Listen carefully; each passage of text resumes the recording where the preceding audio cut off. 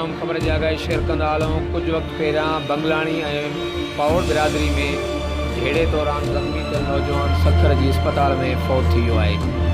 मिलियल ॼाण मूजिबि 2 महीना पहिरियां ठुल्बी सेक्शन थाणे जी हद ॻोठ भगत भरिसां ट्रैक्टर जी टैब सां बंगलाणी ऐं पावड़ बिरादरी में झेड़ो थी पियो। झेड़े जे नतीजे में ॻोठ बख्शण पावड़ रहवासी शाहनवाज़ बंगलाणी ज़ख़्मी थी पियो, जेको लगातार 2 महीना ज़ेर इलाज हो।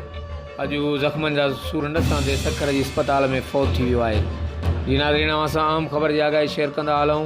कुझु महीना पहिरियां पावड़ ऐं बंगलाणी बिरादरी में झेड़े तां ज़ख़्मी थियल नौजवान शाहनवाज़ बंगलाणी सखर जी अस्पताल में फ़ौत थी वियो आहे।